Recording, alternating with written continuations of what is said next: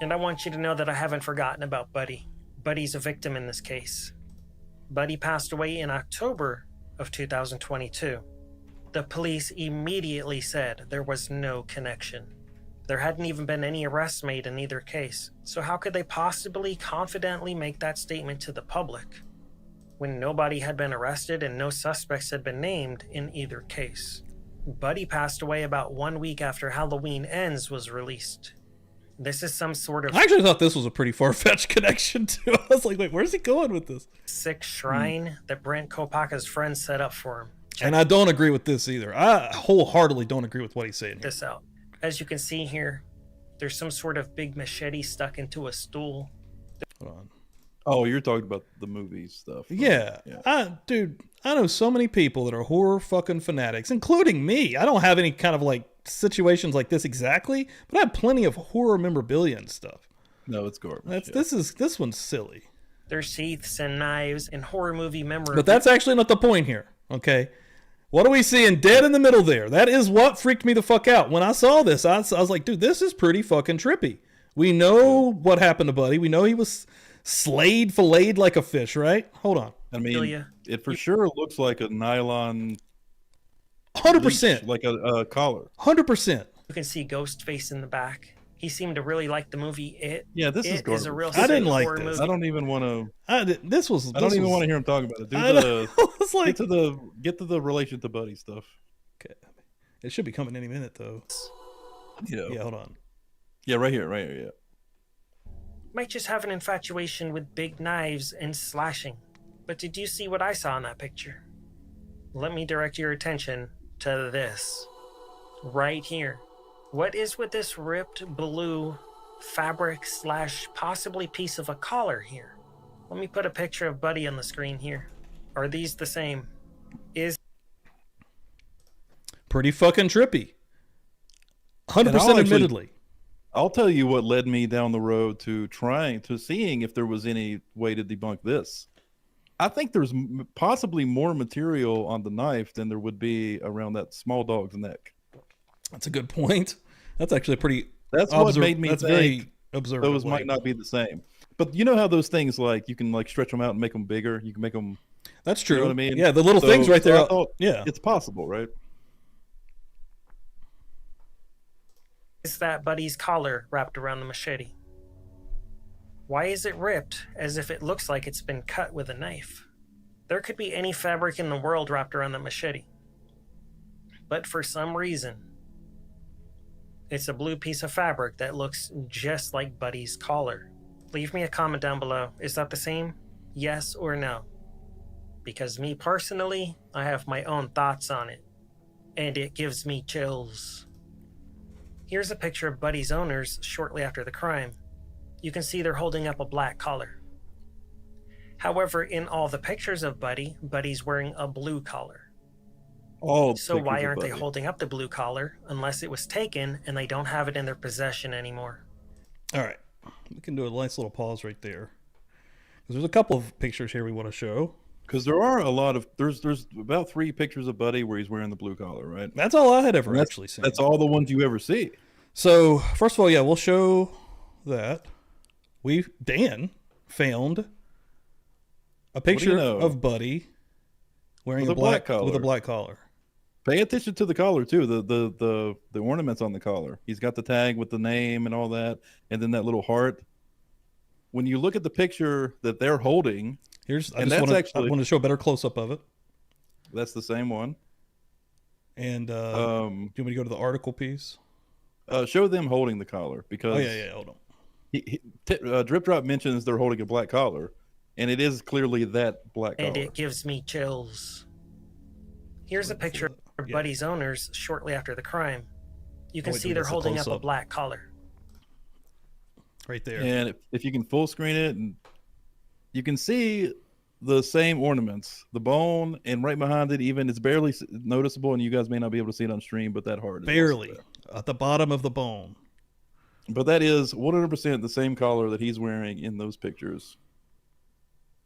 And then, and a quote from this is the owners of Buddy themselves. They cut him like a. Now I remember reading this. This was in one of the videos I made. They cut him like a fillet of fish. We found his collar. They found his collar, but we didn't find his pelt. So they did find Buddy's collar. So the collar or whatever that fabric is that's wrapped around the knife is 100% not anything that was ripped or torn off of this dog by Brent Kopaka. Yep. At least not in this instance, even if, 100%. The only That was argument you wild. can make is that Buddy was wearing 2 collars, which we never see him do in pictures that we have of Buddy, right? He's always wearing either a blue collar or a black collar. And this, In the instance, the night that he was taken and killed, he was wearing a black collar.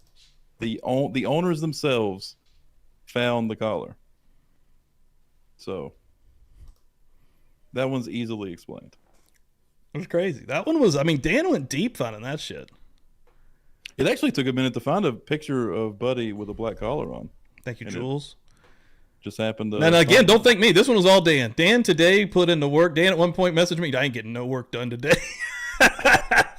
Crazy, dude. It was awesome, dude. When Dan gets sleuthing and gets going, he's pretty damn good. Like, he puts it down, boys. And girls.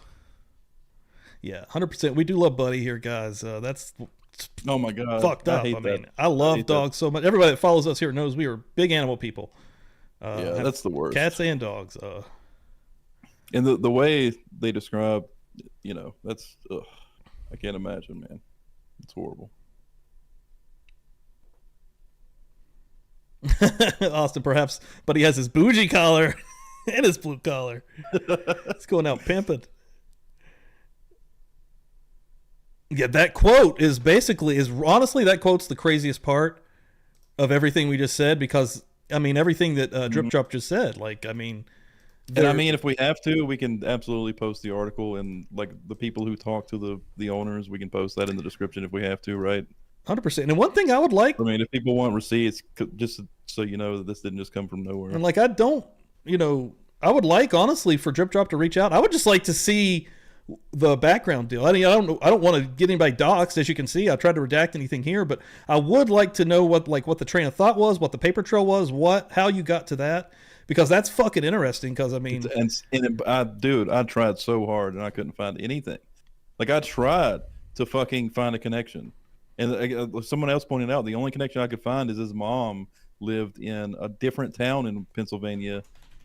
From what it seemed like to me was years ago, like many years ago, like when she was younger, 1970s up into the early 2000s, and that's his mom. That's not him.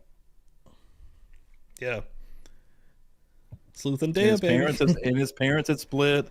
They had remarried, so there's no reason to believe that whenever she was leaving in Pennsylvania that he was also living with her.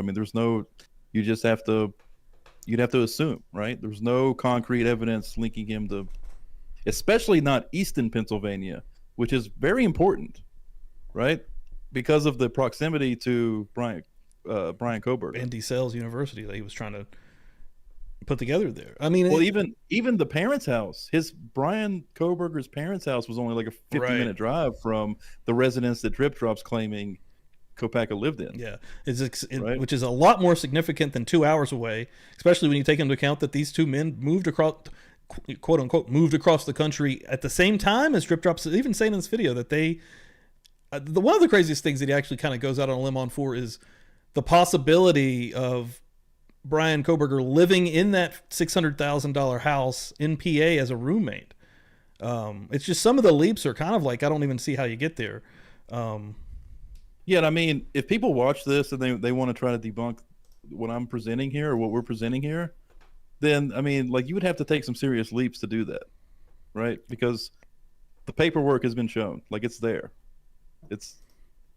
I don't know, like I was telling Stevie earlier, you'd have to assume that this Asian family took Brent Kopaka in, or had rented a room to him for some reason. That's like the only way he could have possibly lived there. Hey, real quick, while this is here in the chat, and I want to pop this up here.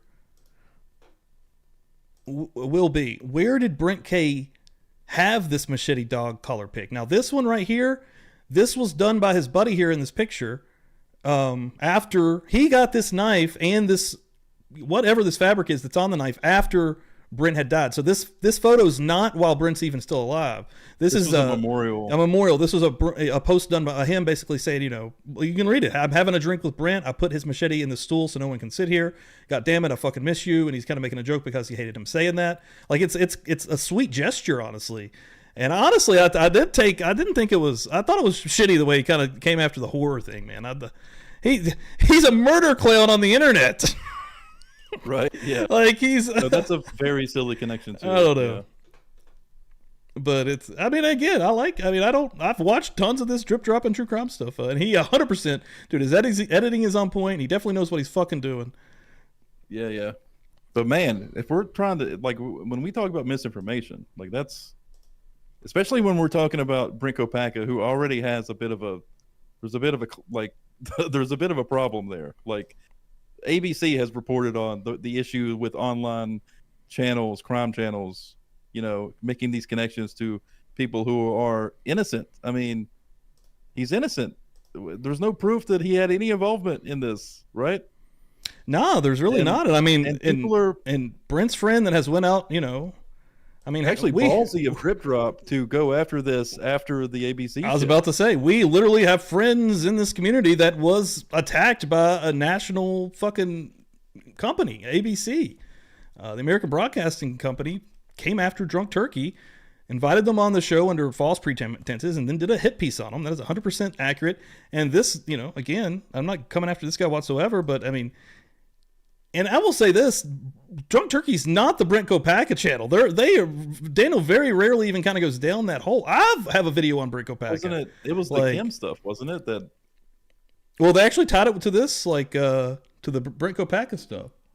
No, I mean, but Kim wasn't one of her theories that Brent Kopacka was involved. Oh yeah. I think she's went down that rabbit hole a few times. But yeah, I mean, this guy right here, the actual friend of Brent Kopacka, like I'd feel bad for the dude. He gets on the internet and he sees all this shit. But and yeah, that piece from ABC was actually, that could have been what sucks about that is they brought Drunk Turkey in under, again, false pretenses. Probably said, hey, we're gonna promote you. We're gonna put over the show. You know, they did the little interviews. They did their sit downs with Blue and everything, and then they're also doing the side interviews with Brent Kopacka's friend, and then. Once it's actually aired, with, of course, how we know fucking how Hollywood editing is, that was pretty fucking gross. So, I mean, I don't know who you trust. I felt so bad for Blue, because Blue really just... That was fucked up. Like, he seemed so caught off guard. That was fucked up, dude. The way they actually accosted Blue at the end of it, because, yeah, he seemed actually sad. He actually apologized. And they put it on there. And, dude, that was fucked up, dude. Like... You're right, Mandy. God, I shouldn't have even fucking said it. What? She said, "Don't manifest, Pam." Oh God. But I mean, yeah. I mean, fuck. I mean, what we're kind of doing is kind of debunking the shit that Drip Drop's trying to put out there that he's involved. So, I definitely, I'm happy with how that turned out, because if I can do that, because I mean, honestly, there is no connection. People still haven't made the fucking actual connection. So, until somebody can. Yeah, very interesting, and yeah, I like Big Blue too. It's still somebody said in the chat. Pookie said that in chat. Kaylin passed out on us. You better go back and watch this episode, Kaylin. This one gets wild now. But yeah, I mean, the fact that Dan could like do that much deep legwork, I was fucking impressive, man. It was awesome. And again, I mean, that's another question to Drip Drop, right? I mean, He's doing the investigation. He's the one digging. Yeah. Like, I watched the video today, and within a day, debunked both of his main points.